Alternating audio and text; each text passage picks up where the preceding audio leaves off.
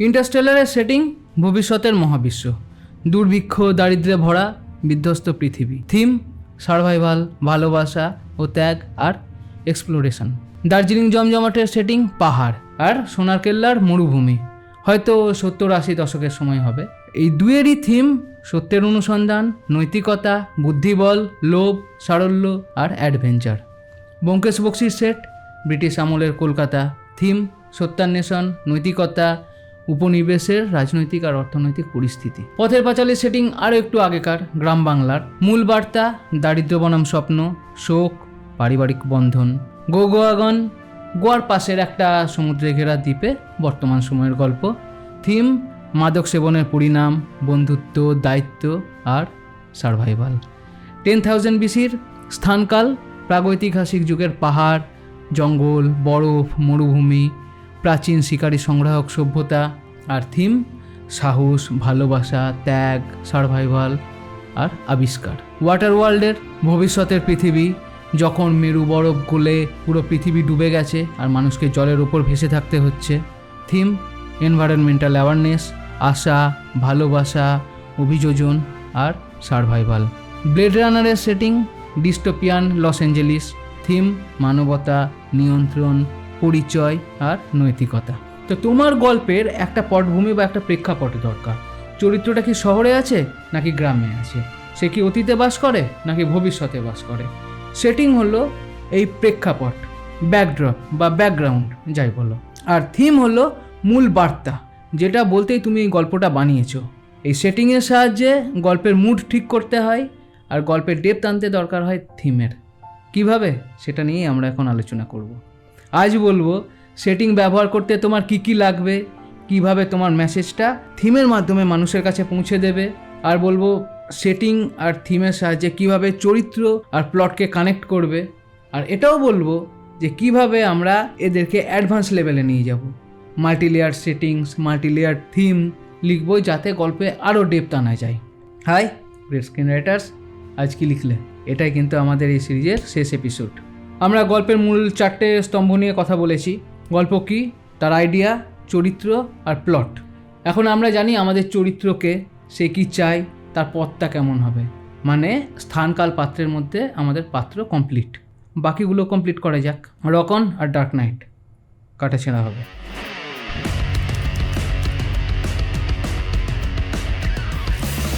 High, আমি পরজ, তোমাদের screen writing coach. স্বাগত আমাদের পঞ্চম আর শেষ এপিসোডে। আমাদের ফিল্ম কমিউনিটিতে যোগ দাও, যেখানে আমরা একটা পরিবারের মতো সবাই একসাথে কাজ করব।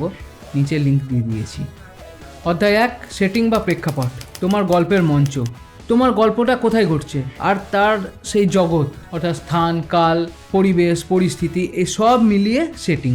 সেটিং গল্পের মুড তৈরি করে বলেছি, আর চরিত্রদের ওপর প্রভাব ফেলে। 1, স্থান। তোমার গল্পটা কোথায় ঘটছে? এটা কি একটা জঙ্গল, একটা পুরনো বাড়ি, নাকি একটা ফিউচারিস্টিক শহর? গল্পের ওপর স্থানের প্রভাব প্রচুর। যেমন একটা হরর গল্পে একটা পুরনো বাড়ি, ভুতুড়ে বাড়ি স্বাভাবিকভাবে দর্শকের মধ্যে একটা ভয় তৈরি করে। আবার একটা গ্রামের, একটা প্রেমের গল্পে একটা শান্ত, স্নিগ্ধ অনুভূতি থাকবে। তাই একেবারে শুরুতেই এই স্থানটা খুব চিন্তা ভাবনা করে নির্বাচন করে নিতে হবে। 2, সময়। তোমার গল্পটা কোন সময়ে ঘটছে? অতীত, বর্তমান না ভবিষ্যৎ? সময় নির্ধারণ করে গল্পের চরিত্রদের বিশ্বাস, সংস্কৃতি, তাদের সীমাবদ্ধতা। যেমন একটা ঐতিহাসিক গল্পে মোবাইল থাকবে না, আর ভবিষ্যতের গল্পে রকের আড্ডা থাকবে না। হয়তো আজ রাস্তা খুঁজতে গিয়ে আমরা জিপিএস করি, সময় বাঁচছে ঠিক, কিন্তু কিছুই কি ক্ষতি হয়ে যাচ্ছে না? কেউ রাস্তা বলে দিলে তার প্রতি আমাদের যে কৃতজ্ঞতাবোধ জন্মায়, বা কাউকে রাস্তা বলতে পারলে আমাদের মধ্যে যে আনন্দবোধ জন্মায়, যে কানেকশানটা তৈরি হয়, তার কি কোনো দাম নেই? মানবিক বিকাশের ক্ষেত্রে কি এর কোনো গুরুত্ব নেই? আমি রাস্তা জিজ্ঞেস করার ক্ষেত্রে লোককে জিজ্ঞেস করতেই ভালোবাসি, আর আমার স্মার্টফোনটা অতটাও স্মার্ট না, একটুতেই হ্যাং করে যায়। 3, পরিবেশ। তোমার সেটিংয়ের পরিবেশ কেমন? উত্তপ্ত আর শুষ্ক, নাকি ঠান্ডা আর বরফে ঢাকা, নাকি সারা দিন বৃষ্টি? দার্জিলিং না পুরুলিয়া, তাজপুর বা কক্সবাজার নাকি সুন্দরবন? পরিবেশ তোমার চরিত্রের ওপর শারীরিক আর মানসিক চাপ তৈরি করতে পারে। পরিবেশ রুক্ষ হলে মানুষের মনও রুক্ষ হবে, রুক্ষ হওয়ার সম্ভাবনা। আর মনোরম হলে সবাই কবির সুমন, এক ফোঁটা শান্তিতে তোমাকে চাই। যেমন ওয়াটার ওয়ার্ল্ডে বেঁচে থাকার পথে ওই জলমগ্ন পরিবেশ ওটাই তো প্রধান সংঘাতের কারণ হয়ে উঠেছে। 4, প্রভাব। সেটিং তোমার চরিত্রদের ওপর কিভাবে প্রভাব ফেলছে। একটা চরিত্রের কি শহরের ভিড়ে দম বন্ধ হয়ে আসছে, নাকি গ্রামের ওই শান্ত পরিবেশে একটা চরিত্রের ভেতরের কষ্টগুলো আরও বেরিয়ে আসছে। একটা চরিত্র তার সেটিংয়ের সঙ্গে মিশে থাকে, আর সেই সেটিংই তাকে বদলে দেয়। স্থান, কাল, পরিবেশের প্রভাব তার সংস্কৃতির, তার পোশাক, পরিস্থিতির উপরেও পড়বে। রিসেন্ট কোন গল্পের সেটিং তোমার বেশ ভালো লেগেছে? আমার যেমন ম্যাড ম্যাক্সের মরুভূমিটা খুব ভালো লেগেছিল। অধ্যায় 2, থিম, তোমার বার্তা, গল্পের আত্মা। থিম সবচেয়ে গুরুত্বপূর্ণ, যে জন্য তুমি ফিল্মমেকার হতে এসছো, যে কথাটা বলার জন্য তোমার এই বিশাল কর্মকাণ্ড। গল্পের মাধ্যমে যে বার্তাটা তুমি দর্শককে দিতে চাও, এটা কোনো দার্শনিক প্রশ্ন হতে পারে, নৈতিক শিক্ষা হতে পারে, জীবনের কোনো গভীর সত্য হতে পারে, বাঁচার একটা অল্টারনেটিভ রাস্তা হতে পারে। তো থিম কি? থিম হলো তোমার গল্পের সেই ভাবনা যা সব ঘটনা, চরিত্র আর প্লটের মধ্যে দিয়ে প্রবাহিত হয়। এটা জীবনের সেই প্রশ্ন যার উত্তর দর্শক আর নায়ক একই সাথে খুঁজছে। এটাই তোমার গল্পের মূল উদ্দেশ্য। যেমন টাইটানিক সিনেমার থিম শুধু তো প্রেম নয়, বরং সামাজিক বৈষম্য, শ্রেণী বিভাজন এবং ভালোবাসার জন্য ত্যাগ। থিম কিভাবে খুঁজে পাবে? থিম তোমার আইডিয়ার সাথে রিলেটেড কিছু প্রশ্ন, হয় এই প্রশ্নগুলো থেকেই আইডিয়াটা আসে, আর নয় এই আইডিয়াটা আসার পরে প্রশ্নগুলো আসে। এই গল্পের মাধ্যমে তুমি তার কোন উত্তরটা দিতে চাও, কোন মানবিক সত্যকে তুলে ধরতে চাও, তোমার চরিত্ররা কোন মূল বিশ্বাসটার জন্য লড়াই করছে। থিমের গুরুত্ব, এই সেটিং আর থিম সমাজের প্রতিফলন ঘটায়, গল্পকে আরও রিলেটেবল করে, আরও রিয়েলিস্টিক করে, যার জন্য দর্শকও এঙ্গেজড হয়। একটা 2-3 ঘন্টার ফিল্ম থেকে দর্শকেই একটা লাইন মনে রেখে দেয়, আর তার নিজের ওপরে সেটা প্রয়োগ করার চেষ্টা করে। আমরা করি না? এই একটা লাইন তার দৃষ্টিভঙ্গি পাল্টে দিতে পারে, সিদ্ধান্ত নিতে সাহায্য করতে পারে, তার পরিবর্তন এনে দিতে পারে, তুমি তার জীবনে একটা ভ্যালু এনে দিতে পারো এই একটা থিমের মাধ্যমে। কোন ফিল্মের থিম তোমার খুব প্রিয়? আমার যেমন ভালো লাগে শশাঙ্ক রিডেম্পশন, তার থিম বন্ধুত্ব আর আশা। মেঘে ঢাকা তারা, পরিবারের জন্য ত্যাগ।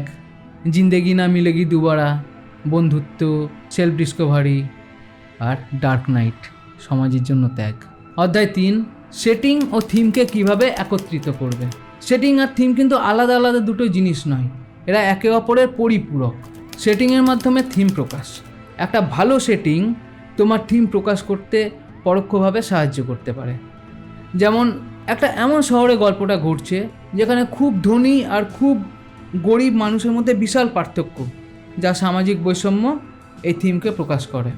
একটা গল্পের সেটিং যদি হয় ঘন জঙ্গল, সেখানে বেঁচে থাকার জন্য সবাই লড়াই করছে, তবে তা প্রকৃতি আর মানুষের মধ্যে সংঘাতের থিমকে তুলে আনবে। চরিত্র আর সেটিং, তোমার চরিত্রকে এমন একটা সেটিংয়ে রাখো যা তার লক্ষ্যের পথে বাধা সৃষ্টি করে অথবা তার দুর্বলতাকে আরও বাড়িয়ে তোলে। যেমন একজন ক্লস্ট্রোফোবিক, বদ্ধ জায়গায় যার ভয়, সেই চরিত্রকে যদি একটা গাড়ির ডিকির মধ্যে আটকে রাখা হয়, তাহলে সেই সেটিংই তার জন্য সবচেয়ে বড় সংঘাত। 3, থিম ও সংঘাত। তোমার গল্পের সংঘাত থিমের সাথে রিলেটেড হওয়া দরকার। তোমার গল্পের থিম যদি ভালোবাসার জন্য ত্যাগ হয়, তাহলে সংঘাত হবে হয়তো ভালোবাসাকে হারিয়ে ফেলা বা ভালোবাসার প্রত্যাখ্যান। আচ্ছা, পার্টনার কাকে করা উচিত? যে তোমার জীবনে ভ্যালু অ্যাড করে তাকে, নাকি যে অনেকটাই তোমার মতো তাকে, নাকি দুজনকেই? কারণ ভালোবাসা তো দুজনের প্রতিই আসবে। অধ্যায় 4, অ্যাডভান্স লেভেল, মাল্টিলেয়ার সেটিং আর মাল্টি ডাইমেনশনাল থিম। মাল্টিলেয়ার সেটিংয়ে শুধু একটাই জগৎ না, একাধিক জগৎ, একাধিক স্তর থাকে। যেমন বাহ্যিক স্তর, সেটিং বাহ্যিক পরিবেশকে বর্ণনা দেয়, যেমন তার রং, তার গন্ধ, শব্দ, আলো। যেমন গোথাম, একটা অন্ধকার দুর্নীতিগ্রস্ত শহর। যেমন রকনের মুম্বাই, যার একদিকে আছে আদিত্যর মতো লাক্সারিয়াস জীবন, অন্যদিকে আছে জোয়ের মতো দারিদ্র্য। অভ্যন্তরীণ স্তর, এই স্তরে চরিত্রদের মানসিক অবস্থা প্রতিফলিত হয়। যেমন এই গোথাম শহরের আলো আঁধারি, এই রকমই ব্যাটম্যানের জীবনও ডার্ক, একাকিত্ব, মানসিক দ্বন্দ্বে ভরা। প্রতীকী স্তর, সেট প্রতীক হিসেবে কাজ করে। যেমন রকনের স্টেজ ওদের স্বপ্নের প্রতীক, গোথাম শহর দুর্নীতি আর ন্যায়ের প্রতীক। আবার গোথামের 2 ফেরির মানুষরা নৈতিকতার প্রতীক, যারা নিজেকে বাঁচাতে কি অন্যকে মারবে? এই পরীক্ষায় শেষে ব্যাটম্যানকেও দিতে হয় যে গর্ডনের ছেলেকে বাঁচাতে কি হার্ভিকে মারবে? গথমের হিরোর প্রতীক হিসেবে কি ব্যাটম্যানকে রাখবে নাকি হার্ভিকে রাখবে? সামাজিক স্তর সমাজের প্রতিফলন ঘটায়। যেমন প্যারাসাইটে দেখি একজনের বাড়ি জমি থেকে উঁচুতে স্লোপ দিয়ে উঠে যেতে হয়, একজনের বাড়ি অর্ধেকটা মাটির তলায়, আর একজনের বাড়ি তো বেসমেন্টে পুরো তলায়। রকনের আদিত্যর বাড়ি আর জয়ের বাড়ি, এই তাদের দিয়েও এই পরিস্থিতিটা বোঝানো হয়েছে। মাল্টি ডাইমেনশনাল থিম ব্যক্তিগত স্তর আভ্যন্তরীণ দ্বন্দ্ব প্রকাশ করে। রেচেলের মৃত্যুর জন্য জোকারকে কি ব্যাটম্যান মেরে প্রতিশোধ নেবে নাকি ন্যায়ের রাস্তাতেই থাকবে, ওকে পুলিশের হাতে তুলে দেবে? সামাজিক স্তর সমাজের সমস্যা তুলে ধরে, যেমন অর্ডার বনাম কেওস, বৈষম্য। ফেরির যাত্রীরা অন্যদের ফেরিতে বোমটা কি ফাটাবে নাকি মানবিকতার শক্তি দেখাবে? দার্শনিক স্তর একটা প্রশ্ন তোলে, নৈতিকতা কি বজায় রাখা সম্ভব? হার্ভির মতো পার্সোনালিটিও তো ভেঙে গেল, সাধারণ মানুষ কি করবে? নৈতিক স্তর একটা নৈতিক বার্তা দেয়, যেমন সত্য বনাম মিথ্যে। ব্যাটম্যান শেষে যখন হার্ভির দোষ নিজের ঘাড়ে নিয়ে শহরের মানুষকে একটা সত্য থেকে বঞ্চিত করলো, প্রশ্ন আসে, মানুষের মনে আশা বাঁচিয়ে রাখার জন্য কি তাদের মিথ্যে বলা উচিত? পরবর্তী ধাপ। তাহলে স্ক্রিন রাইটার বন্ধুরা, আমরা এখানেই শেষ করছি এই সিরিজ। কেমন লাগলো এই বেসিক যাত্রা? যে আশা নিয়ে তোমরা এখানে এসেছিলে তা কি কিছু পূরণ হলো? নতুন কিছু শিখে থাকলে এবার এগুলো অন্যদেরকে শেখাও। আমরা সমস্ত নলেজ চারিদিকে ছড়িয়ে দেবো। তাছাড়া শেখানোর পর দেখবে তুমি নিজেও নতুন কিছু উপলব্ধি করতে পারছো। কমিউনিটিতে আমাদের সাথে তোমার অভিজ্ঞতা শেয়ার করো। যখন দুজনে একটা একটা করে আইডিয়া শেয়ার করে তখন মোটে 2টো আইডিয়া হয় না, 11টা হয়। আর স্ক্রিন রাইটিংয়ের ওপরে কিছু বইয়ের তালিকা নিচে দিয়ে দিয়েছি, পড়ে দেখো।